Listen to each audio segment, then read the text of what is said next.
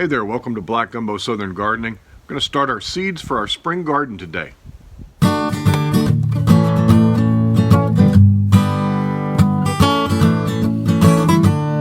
People have been asking for an update about Phoebe. Phoebe has torn her ACL. She's going to need a specialist to tell us what needs to be done. Currently, Phoebe cannot run very fast. She needs to not run at all, but you know how an active dog like this, you can't keep them down. So she does more harm than good when she loses control of her abilities to stay sentient, or not sentient, still. What's the word I'm looking for? Anyway, Phoebe's going to need some surgery, I think. Oh no. Well, it's kind of cold, kind of chilly, but it's time to start thinking about spring gardening. So I want to teach you how to start spring's crops in seed trays, and I do this every year. It's really simple, but the question most people have is, when do I start my seeds for the spring garden? If you're going to start your seeds early and you're not going to go out and buy starts from the store, what you want to do is look for your average last frost date for your USDA hardiness zone. I'm in zone 9A. My average last frost date is March the 1st. So I want to have my plants ready to go somewhere around March the 1st. Now again, that's an average, so it doesn't mean that you're going to be safe. You might get a frost after that, but I like to risk it, and I like to go ahead and get my stuff out because I want to grow as much as I can all year round. And so I'm aiming for my average last frost date. Some people like to be a little more conservative and go a couple weeks after their average last frost date. Well, I'm going to go for March 1st, and so what I do is I find my average last frost date, and then I count back 6 to 8, maybe 10 weeks, and that puts me right here in the middle of January. That's usually how long it takes for seedlings to sprout and to get large enough where they can be planted out. So if your average last frost date is known, you can find that date by Google. Just count back however many weeks it says on your seed packet to plant your seeds before they need to go out. Some seed packets will tell you that information. Start seeds inside 6 weeks before last frost date, for example. In this pepper, you have instructions on your seed packets. If your seed packets don't have that instruction on there, just Google the variety you have. So 6 to 8 weeks, that's usually when I start my seeds. Let's get started. I want to share with you the kinds of things I'm growing this year in the spring garden. So I've drawn up a garden plan. People always ask me, so I'll just say I use Adobe Illustrator. I was a graphic designer for many years. I have the tools and know how to use them, so that's what I use. Some people just use a pencil and a notepad. Just sketch out your garden and plan on what you're going to plant there. The benefit of having something like Adobe Illustrator or a dedicated program for your garden is you can look at last year's plan and the year before, and you can put them in layers and overlap them, turn them on and off, and you can see what you had there before. That helps in rotating your crops. For example, you don't want to plant cabbages where you had cabbages just before. You want to give that ground a rest. You don't want to plant the same kind of thing if you can help it. Sometimes you can't help it. But you don't want to plant the same kind of crop in the same spot, ideally. You could do it, but what's going to happen is as pests build up in the soil, pest pressure, eggs from insects, different kinds of diseases that affect those plants, they'll be in that soil. And if you put the same kind of crop there without giving it a year or two, maybe even 3, well, those pests, those pressures for your plants, if they're still there, they can affect your new plants. So I like to plan my garden and try to move things around as I can. Now I don't have a lot of room, and sometimes I intercrop a whole bunch of different things in the same bed. So I just try as best I can. But what I'm going to do this year, I'm not going to grow a huge variety of things as I have in the past. This is a teaching garden. I teach. I don't produce tons of food out of it, but I do like to eat the things I like to eat. So I'm going to plant stuff that I will use and I will eat. What we're going to start with today is just peppers and tomatoes, because those are the things that I really enjoy growing. Everything else that we put in our spring garden, at least a lot of it, we'll start direct seeding in the garden, and we'll do that after our average last frost date. So things like cucumbers, things like squash, if I go with squash this year, things like beans, we're going to plant those. We're going to direct seed them. And subscribe to my channel, and I'll show you how we do that as well. So what are we growing this year? Well, I've got this mountain roaster pepper from this experimental farm network. I like some of their seeds. I bought from them because they had the cowpea that I wanted to grow this summer. I'm gonna grow some peppers from Johnny's Seeds, hybrids, Red Flame, that's a cayenne, did really well for me last year. A couple of different kinds of bell peppers. I'm gonna try to grow some of those. We might put the bell peppers in containers. I'm gonna grow this, I can't say the name of it, but it is a Korean pepper. It's what they make the Korean hot red pepper flakes from that you put in your kimchi. I'm gonna grow some serranos. These are all from Kitazawa Seeds. I like Kitazawa Seeds, I like the company. They've got a great variety of Asian things. I'm gonna grow some tomatoes. Gotta have Romas. I haven't done Romas in a couple of years and I really miss them. I'm gonna do a beefsteak and I'm gonna do this ancho poblano. These are all from Seeds for Generations.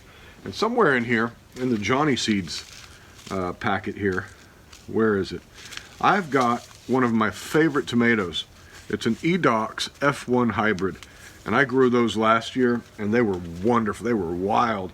They are a cherry tomato and they grow on trusses, and the way that you grow these most successfully is you trellis them up a string to a single vine and they'll grow indefinitely for you until the heat kills them. Man, I got tons of tomatoes last year, so I'm going to grow some more of those. All right, so those are the seeds I'm going to start today. Let me show you what we're going to put them in. There are a number of ways to start seeds in trays. You can start them in recycled trays like this one using these little cups. I've done that in years past. You can use things that you've saved from plants that you've bought at the nursery. You can use these little cells.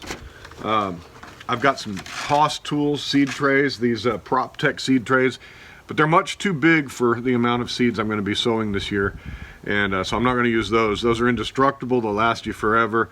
You can get PropTech trays are great, but I'm going to use these cheap Fairy Morse trays.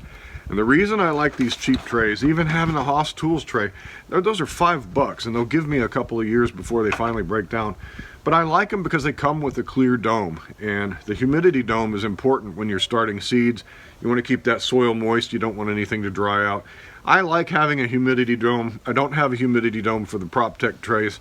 I've grown in those trays though by putting them in a giant clear plastic bag, and that worked just fine. I don't have need for those this year. So these were $5 at the big box store. I'm going to use those. Here's how these trays work.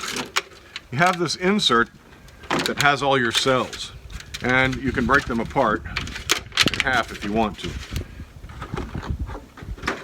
The insert sits in the tray itself, and that tray keeps water from being able to flow all over your seed starting table.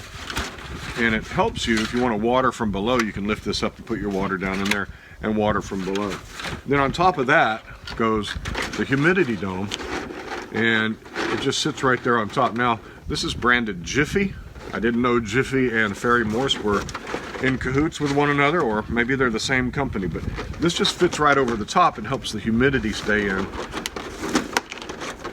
Sometimes they're a little finicky.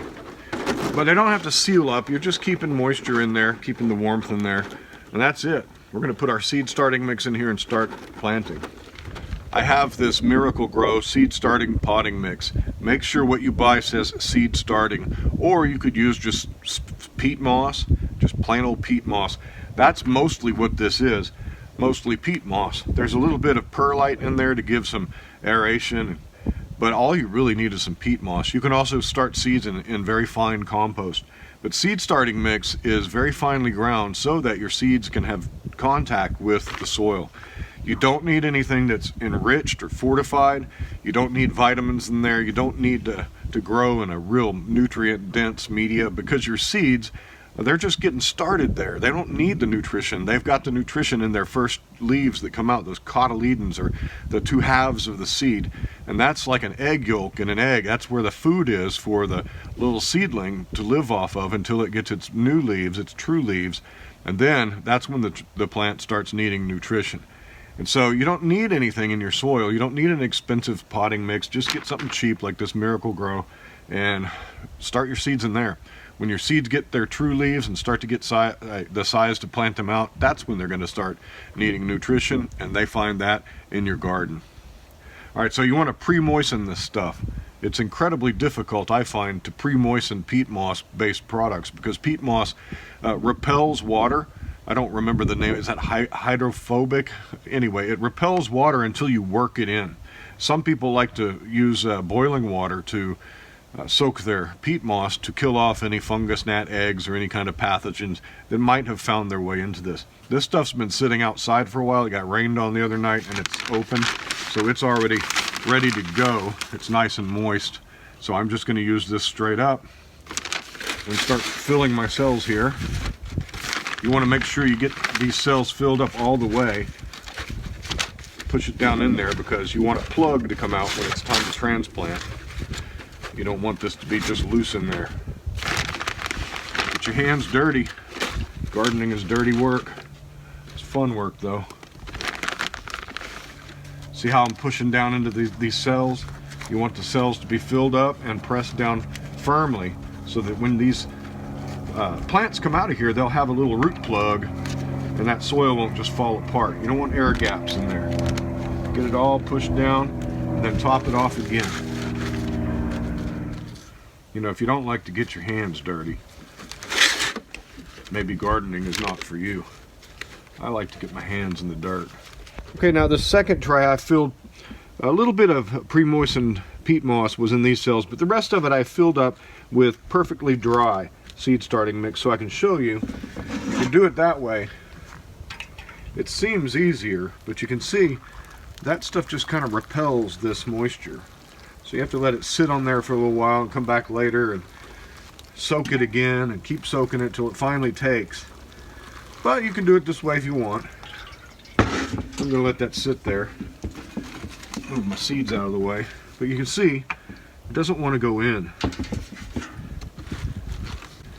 It repels this water. You can kind of help it by mashing it, but I find it easier just to pre-soak. So I'm going to let this sit here, come back later and fill this tray with seeds. Alright, it's the next day. All of our seed starting mix is ready to be planted. The stuff that I put in dry has been moistened now by the rain. It took a day for this to soak in, but I think it's ready. But I'm going to start with this tray. This is my tray that I had pre-soaked and the soil is pre-moistened, and we're going to plant some seeds in here now. Real easy. I'm going to start with my peppers. I'm going to grow several different kind of peppers here, and what you want to do is get your seeds all organized and make your labels. You don't want to lose track of what you've got here. So I'm going to plant a row or two of each kind of these peppers in this tray, and we're going to take it up under the lights. Our first is a hybrid bell pepper Ninja F1. I'm going to go ahead and get a label ready. I have found that when you're making your labels, people are always trying to figure out which kind of label lasts longest. And I found just a regular old pencil lasts the longest. So what we got here is Ninja Bells. And I'm going to put that in here. I'm going to do 2 rows of Ninja Bell peppers. Note to yourself which way you're going. I'm starting left to right, so I know if I've got a label here, everything from the left to the point where that label is that variety. So we're going to put some Ninja Bells in here. I generally have success with bell peppers, but I find that my bell peppers that I grow are smaller than the kind you buy in the store, and I'm not sure why that is. So here's my seeds. Okay, I'm going to take 1 seed per hole. If we don't get 100% germination rate, that's okay. 1 seed per hole. Actually, I've got 2 in there. That's all right. We'll wait until we get to the end. If we need more seeds, we'll rob those.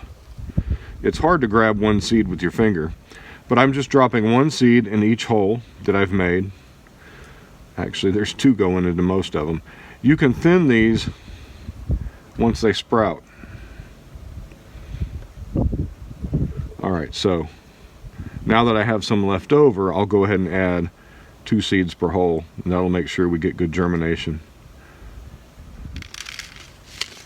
What we'll do now is we'll take our dowel and just make sure we shove those seeds down into the hole and get them covered by some of the seed starting mix. Doesn't have to be deep, just less than 1/4 of an inch for these pepper seeds. Okay, just shove them in the soil like that. That one's already down there. We'll cover them up. Shove them in, cover them up, shove them in, cover them up. Real easy. It's not rocket science. These seeds want to grow for you, and if you stick them in the soil, give them the right temperature and the right moisture, they will sprout and you will have pepper plants. All right, our spring garden is officially now underway. We have 2 rows, 12 plants of Ninja bell peppers. All right, what's next? I'm more and more prone to grow hybrids these days because they are a little bit more productive for me, more pest resistant, and well, they're hybrids because they're designed and bred for certain traits that I appreciate. All right, so there's my seeds in. We've got some leftovers here. I'll put them back in the seed packet. Red Flame Cayenne. I need 12 plants of this wonderful pepper. I grew this last year, and my cayenne pepper jar in the kitchen is full of cayenne powder. This was a very good producer, very long cayenne pepper, very bulky, and it grew well, produced incredibly well. In fact, it's still producing today. So we're gonna put some of these in, and I'll show you. You can just put the seed on the surface. You don't have to actually make a hole if you don't want to. We're gonna put these seeds on and shove them down into the soil. 1 seed per cell. If we don't get a plant in a cell, that's okay. We've got a dozen plants here, and all we need is 2 or 3. So there we go.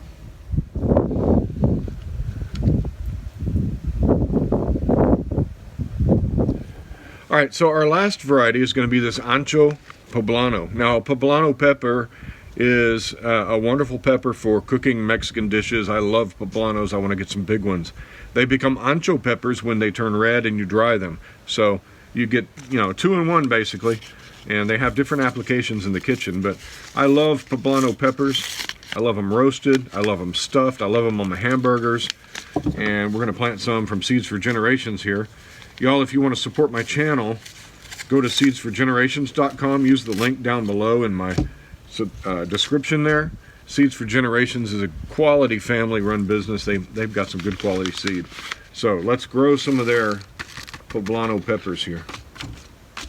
So it's good to have leftover seeds in the spring, and here's why. We have our last frost date. Our average last frost date is March the 1st. But what happens if we get a rare late frost and kills off our plants that we've set out? Well, if we've got extra seeds, we can start some new ones. Peppers are a late season crop, actually. They like the heat, so I'll get them started early and see how they do. But you can start peppers later in the season if you want to, because they love the heat, and the heat's not going to be here until June. May and June we're not going to really have heat. But I'd like my pepper plants to get a head start and be nice and mature and built up, strong, some strong limbs, if I can get them there. So we're starting early, but if we've got leftover seeds, that's our backup plan. All right, there we go. Look at that. We have a whole tray planted with peppers. All right, for our tomatoes, we're going to grow some Edox variety. This is the wonderful Trust kind of cherry tomato that I grew last year. I loved it so much. I saved some seeds from that variety last year, and this is the F2. That is the 2nd generation after the hybridization. So I don't know what's going to happen with these. They may regress back to their parents. They may regress to some strange variety. We don't know. But I liked the Edox enough to save seeds and see what happens with the 2nd generation of a hybrid. To be insurance, I bought some fresh seed, F1. That's the 1st generation after the hybridization. These will come true to type. And so we're going to plant both of these and compare them side by side. I've got some heirloom seeds here from Dr. Wychie variety. It's a yellow tomato from Generations, Seeds for Generations. I've got some Martha Washington F1 hybrids here from Johnny Seeds. I've got some Morning Sun, and I've got some beefsteak.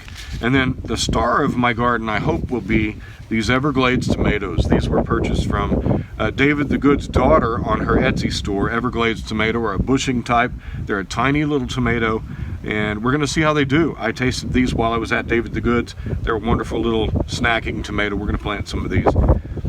Got some beefsteak tomato seeds here. I'm going to show you something. You can just sprinkle a lot of seeds in one cell just like that. And what I'm going to show you how to do is to divide these. This is called the dense sowing method. And you can put an entire seed pack in a little cup like this. Let it grow up out of there, and when they're about 3 inches tall, 2.5 to 3 inches tall, you can separate those out really easily. So I'm just going to let these start. The dense sowing method. I'm going to take a little of this moistured, this pre-moistened seed starting mix and plop it over those seeds there.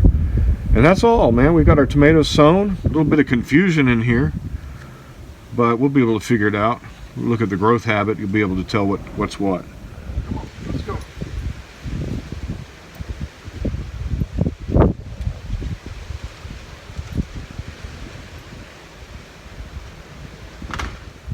Look at this. My neighbor gave me a ginger plant. It's got a big hefty root down there. I planted that up. That's awesome, isn't it? I gave my neighbor some daikon radishes, and she brought me some ginger. That's awesome. Good to have neighbors. Okay, so here's my grow light setup. It's an old school T5 fluorescent bulb. It's got 6 bulbs in it, and it can cover 4 of these trays. And, well, I haven't upgraded to LEDs because this works for me. Why buy something new if it works? It also generates heat. It generates heat, usually enough to germinate seeds promptly and on time. But every now and then it's a little sketchy on heat. So I bought a heat pad, and my heat pad's going to go down on the bottom of my table. I'll put these on it. I'll keep these seeds about 75 to 80 degrees, and that'll help them to germinate. I bought one of those cheap heat pads, the kind that everyone's always seeing on Amazon, advertised in their YouTube feed. It's the cheap one, but I figure it should work, so we're going to roll this one out and see how it does. Okay, I have my heat mat set up. I've got my thermostat turned on. It is currently 74.6 degrees where the probe is, and the probe is just sitting in ambient air. It's kind of warm today. We're going to take this probe, and I'm going to push it into this soil, but I'm going to punch a little hole there so I can get it in there without having to keep the humidity dome off. So maybe I'll put one in the top, but that'll keep the temperature right around where we want it. It is going to be a little hot if I go over 75, 76 degrees, because these lights are going to contribute to heating. So I might not even need this. I'm going to set it to 73. Let's go ahead and set it to about 70. And what that will do, 70 degrees F. What that will do is, if we get a cold spell and it gets real cold in here, drops down into mid 60s, which it does in the winter, we can be sure that this heat mat will keep our plants from dropping down in that cool zone. So don't necessarily need the mat, but I'm going to try it this year.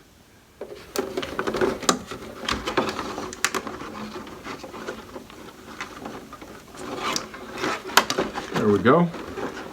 Got the probe down into some soil there, straight through the top. It's about 77 degrees according to my ambient temperature thermometer here, 77 F. So this heat mat should not need to kick on. 77.9 here, I've got 76.5 in the soil. That's because that cooling action of the water. So we'll let these sit, and they don't really need the light until they germinate, but they do need the warmth. So we'll monitor this and see what kind of temperatures we're getting. These seeds should come up in 5 to 10 days, depending on the variety. We got our spring garden going, folks. Awesome. Hey, thank you for joining me on Black Gumbo Southern Gardening. Spring has now started. Our fall gardens, our winter gardens are still growing. We've got some freezes coming. We got a cold front blowing through tonight. Should be interesting times in the garden, but at least we've got our fall crops. The first of them sown in our trays. They're under the lights. It's a good day, man. Really good day. Hey, follow us on Instagram, Facebook, and like and subscribe to our videos if you find our content useful. Talk to you next time. Happy gardening to you. Bye-bye.